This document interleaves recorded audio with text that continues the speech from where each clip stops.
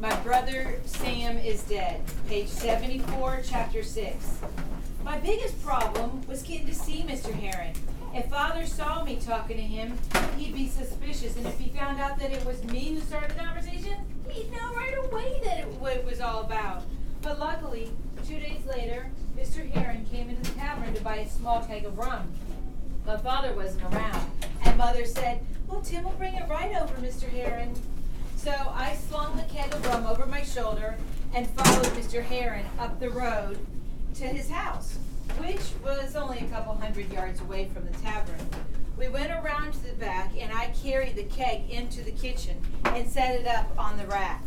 He reached into his pocket, and he handed me a penny. "Thank you, sir," I said. "Well, have you thought any more about studying surveying with me someday?" "Well, I haven't, sir, but I was thinking, though, that I might like to earn some money at that job you mentioned before."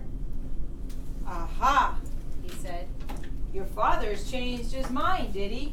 Miss Holmes, "Yes, ma'am." can I have Cameron Ace for dismissal? "Yes, ma'am." "Yes, sir," I said. He said, now get this really alludes to his character changing. Think about the dialogue here. He said it would be all right so long as he didn't know anything about it. If I just went and didn't tell him anything, he said he wouldn't object. Love how you're following along. Mr. Heron put his arm on my arm and gave me a little squeeze. Well, that's a lie now, isn't it, Timothy? Okay, write on your boards real quick a character trait of Timothy. A new character trait of Timmy, not Timothy.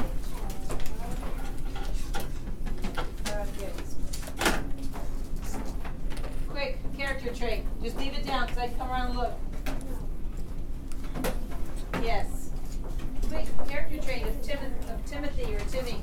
We used to call him Timmy, not Timothy. Okay, good. You can leave it flat because I can come around. Good. Yes, let's go quickly. Yes. He is changing. Now, is this a character trait?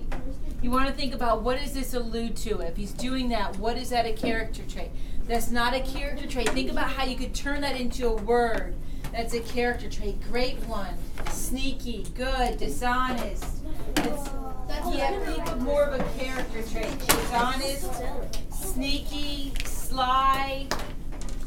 Someone in the other class wrote untruthful. That's a good one. Untrustworthy. Those are all good. Okay. So I got hot and blushed. If someone gets hot and blushed, we know that they are what? Kind of embarrassed, uncomfortable, right? I guess so, sir. He let go of my arm. Your father doesn't change his mind very often, nor very easily. I felt stupid and looked down at the ground. Yes, sir. I'd still like to go, though. Aren't we supposed to be loyal to the king? He stroked his chin. Oh, not everybody thinks so. Well, I do, though. I mean, I didn't. I didn't have any opinion either way. But I thought it would help if he believed I was a strong loyalist. He smiled a kind of funny sort of smile. You've got your brother's spirit, haven't you? Being compared with Sam made me feel good. I'm as brave as he is. Oh, I believe it. Suppose I did let you run some errands for me. What would you tell your father?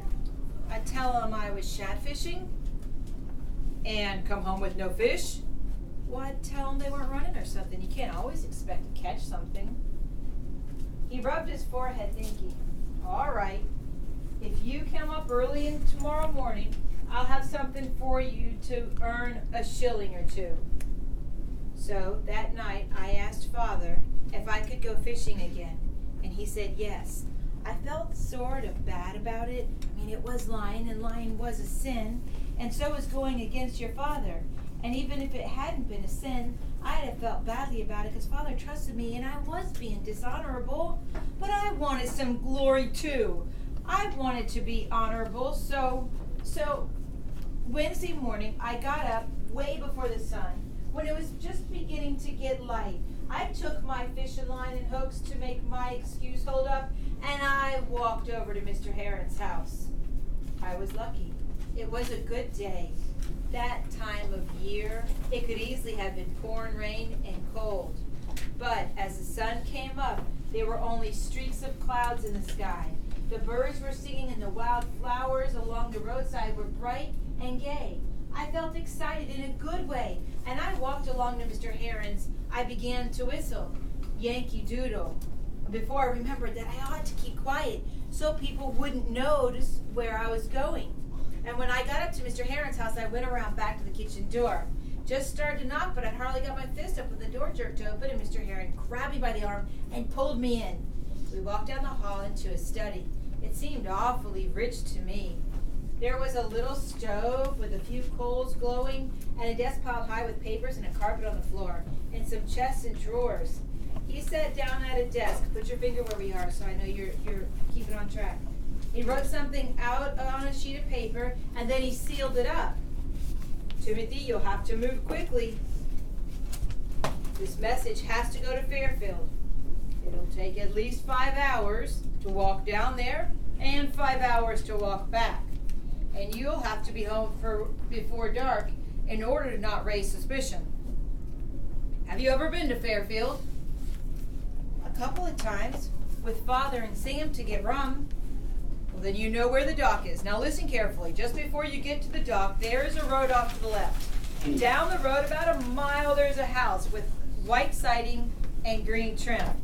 Knock there. Ask for Mr. Burr and give him this letter. He'll give you a shilling, right? Now repeat it back. I did so, and then I tucked the letter down inside my shirt and I left, slipping out the back way and through the pasture before I cut back onto the road. The sun was now up and rising over the meadowland to the east. I judged it to be about 7 o'clock. The sun wouldn't go down again until around 7 at night, which gave me 12 hours.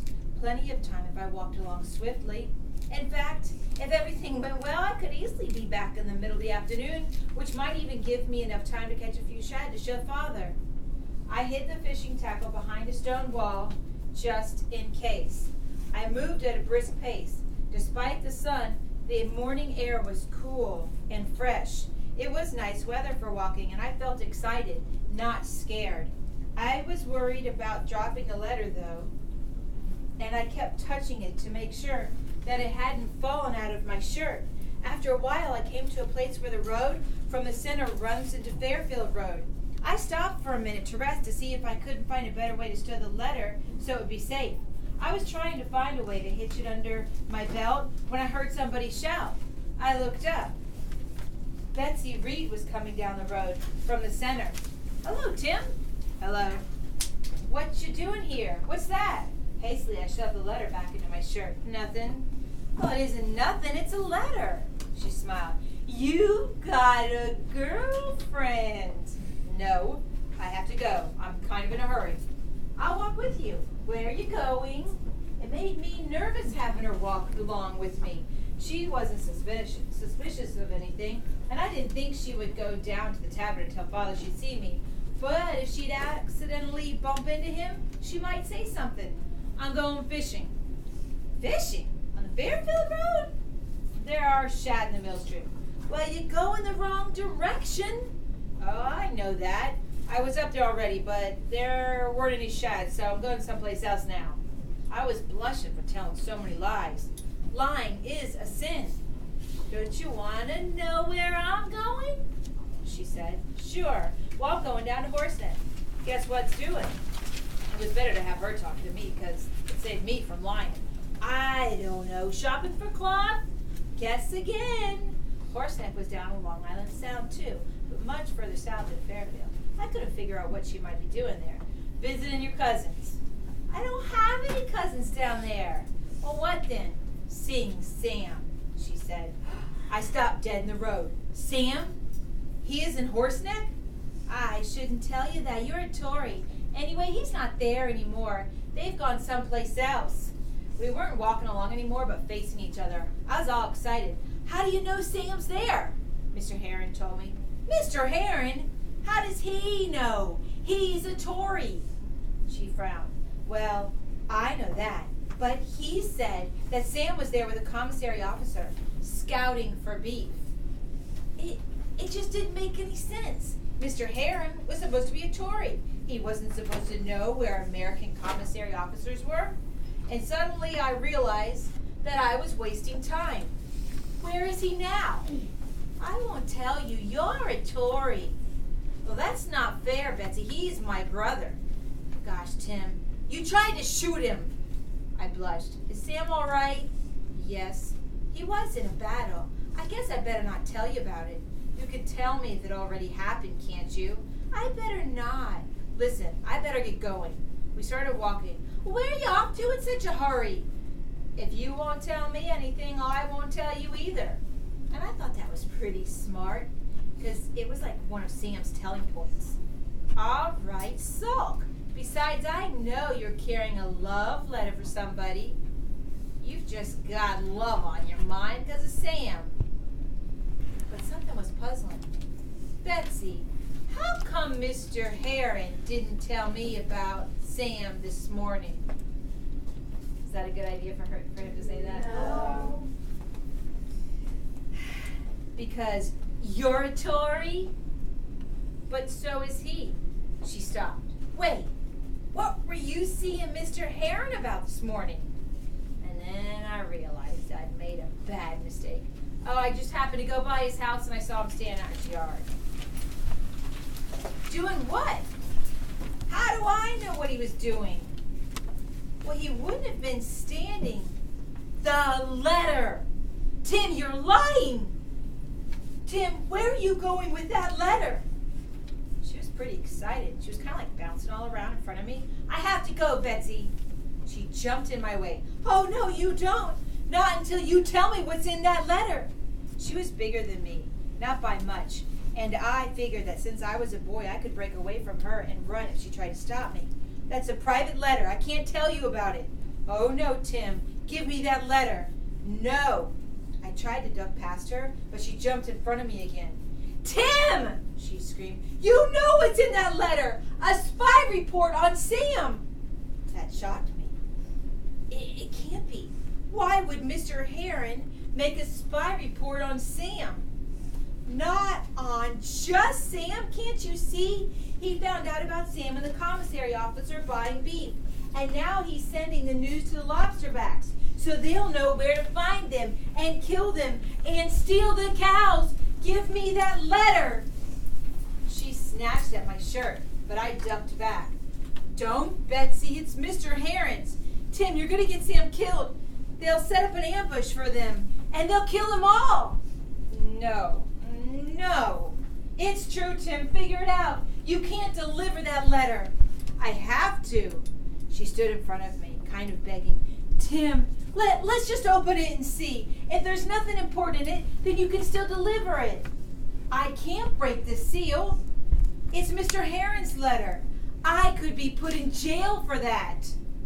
Tim, it's your brother they're going to kill. Just throw the letter away and say you lost it. I didn't know what to do. I felt awful. I felt sick and scared. I didn't say anything. Tim, give me that letter.